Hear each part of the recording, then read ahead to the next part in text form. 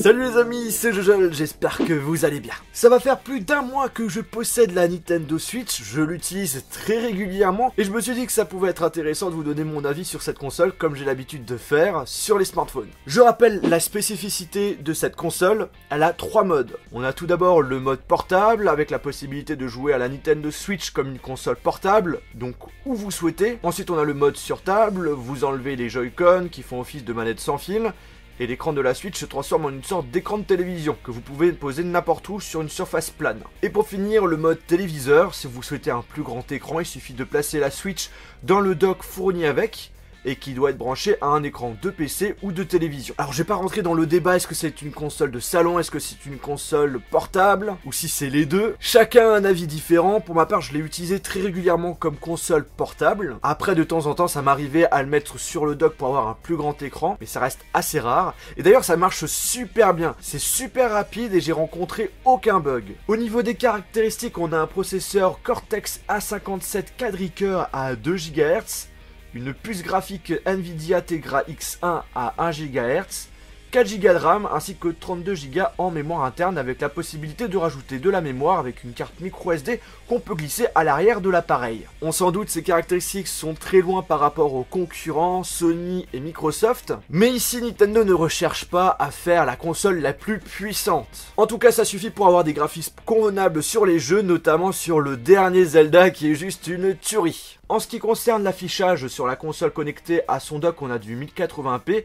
et sur la console elle-même, on a une résolution 720p, donc du HD. On a un écran tactile 6,2 pouces avec une luminosité suffisante pour y jouer en plein jour. Et d'ailleurs, je vous conseille de le protéger parce que par rapport à pas mal d'avis que j'ai pu voir sur le net, en le mettant régulièrement sur le dock, à ce qui paraît, l'écran se raye assez facilement. En parlant du dock, vous avez 3 ports USB qu'on peut utiliser pour recharger d'autres appareils. On a un port USB type C où on va brancher le câble d'alimentation, puis un port HDMI pour connecter l'écran. Personnellement, je suis déçu de ce dock. Pour le prix de la machine, j'aurais bien aimé avoir quelque chose de plus qualitatif. Parce que là on est sur un truc en plastique et on a l'impression qu'il va se casser assez facilement. La Nintendo Switch est livrée avec 2 Joy-Con, donc le Joy-Con de gauche et le Joy-Con de droite, qui permet tout simplement de pouvoir contrôler l'appareil. On peut les enlever et les mettre sur un support pour les transformer en une vraie manette de jeu, notamment lorsque vous êtes en mode télévision, ou soit un Joy-Con peut devenir une seule manette. C'est-à-dire que vous avez la possibilité d'avoir ici directement 2 manettes. Je vous le dis direct, c'est minuscule. Franchement, je trouve que c'est pas très pratique pour jouer avec, mais ça peut dépanner,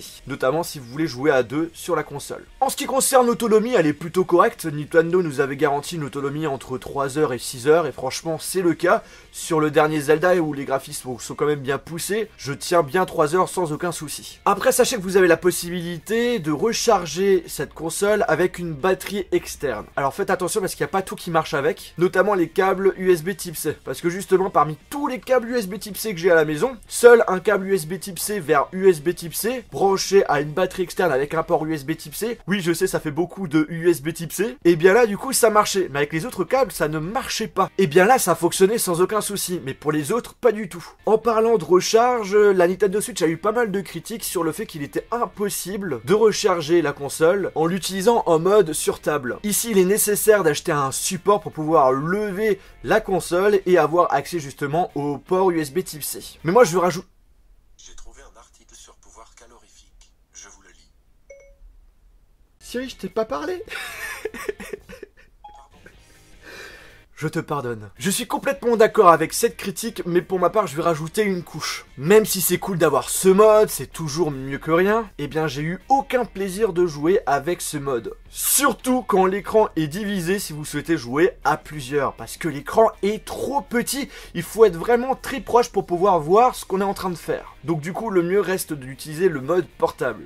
En regardant d'un peu plus près la console, on voit qu'on a donc un port USB type C, ensuite une prise mini jack, on a les boutons volume, heureusement, le bouton power, heureusement, on a la vibration sur les Joy-Con, donc ça c'est plutôt cool, et chacun d'entre eux est équipé d'un accéléromètre qui permet lorsque vous allez bouger les manettes, de pouvoir interagir dans le jeu avec les mouvements. Nous avons des haut-parleurs qui offrent une bonne qualité de son, un emplacement pour mettre les cartouches de jeu, d'ailleurs je vous déconseille de les goûter, puisque Nintendo, ça c'est quand même très intelligent, a décidé de mettre un produit sur chacun de ces cartouches pour éviter que les enfants soient tentés de les mettre en bouche. Après, quelle idée de mettre ça en bouche.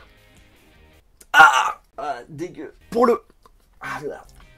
le poids, il tourne autour des 400 grammes. J'ai entendu pas mal de critiques sur le fait que c'était vraiment lourd. Et bien franchement, ça passe crème. Ça ne m'a pas gêné du tout. Quelquefois, je me demande si les gens qui critiquent ont vraiment eu la console en main. Par contre, je vais pas vous mentir, de temps en temps, notamment lorsqu'il y a des longues mises en veille, la console peut bugger. Je suis obligé de forcer sur le bouton Power pour pouvoir la rallumer parce qu'elle ne répond plus du tout. Donc j'ai eu ce souci 2 fois en 1 mois, ça va encore. Je pense que ça va être corrigé dans une future mise à jour. Aussi, cette console chauffe la majorité du temps lorsque vous la mettez sur le dock. En mode portable, elle chauffe très rarement. Quand c'est le cas, c'est une histoire de quelques secondes. Donc rien de méchant. Au niveau de l'OS, il n'y a rien de compliqué, c'est vraiment très intuitif. En termes de fonctionnalité, on a justement le shop de Nintendo qui permet notamment d'acheter des jeux directement sur la console.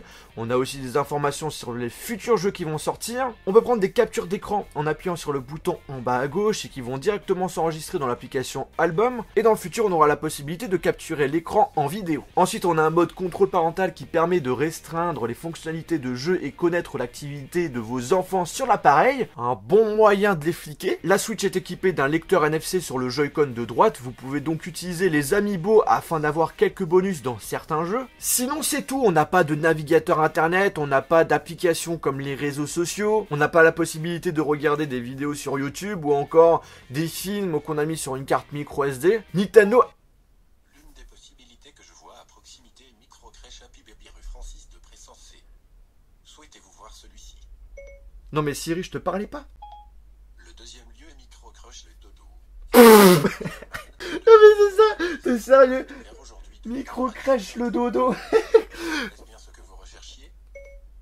Ta gueule. Nintendo a voulu vraiment faire une console juste pour jouer. Vous en avez sans doute parlé, j'étais obligé de dire 2 mots dans cette vidéo. Le jeu en ligne sur la Nintendo Switch sera payant. Le prix tournerait entre 15 et 25 € l'année. Ça va encore. Mais bon, ça fait chier quand même. Je trouve dommage que Nintendo a décidé de suivre ses concurrents, qui proposent justement un service en ligne payant. Heureusement, on aura des contreparties, mais rien de ouf. On aura notamment un jeu à télécharger gratuitement chaque mois. Donc là, on se dit, ouais, c'est cool. Mais en fait, par rapport à ce que j'ai pu entendre, le jeu que vous allez télécharger, vous allez pouvoir l'utiliser qu'un seul mois.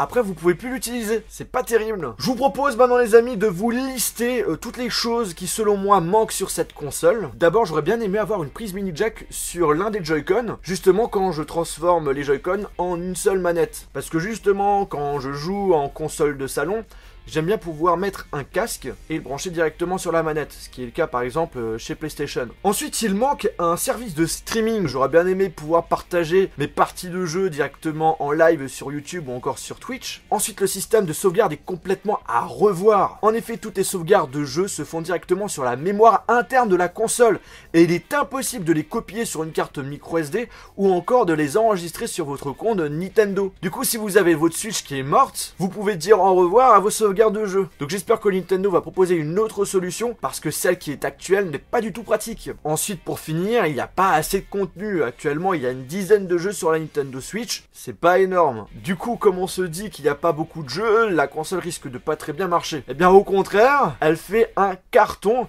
Et on va pas se mentir, Nintendo sont très forts puisque la majorité des gens qui ont acheté la Switch, c'est notamment pour le dernier Zelda. Et je crois que le seul constructeur qui arrive à faire ça, c'est bien Nintendo. La Nintendo Switch coûte 300 € et les jeux tournent autour des 50 €. C'est cher, très cher. Et ne parlons même pas des prix des accessoires qui est juste énorme. Et bien écoutez les amis, ma vidéo avis sur cette console est terminée, j'espère que ça vous a plu. Si c'est le cas, n'oubliez pas de lâcher un pouce bleu. Même si j'ai listé pas mal de points négatifs, personnellement je trouve que c'est une console juste géniale. On peut l'utiliser partout, il y a quand même pas mal d'innovations dedans. Il faudrait juste plus de jeux et un prix moins cher. Et j'en suis convaincu que vous êtes d'accord avec moi. Justement, quel est votre avis sur cette console? N'hésitez pas à mettre un commentaire. Et pour les personnes qui ont l'intention d'acheter la console, n'hésitez pas à cliquer sur le lien du produit qui sera dans la description. Sur ce, on se retrouve dans une prochaine vidéo. Salut!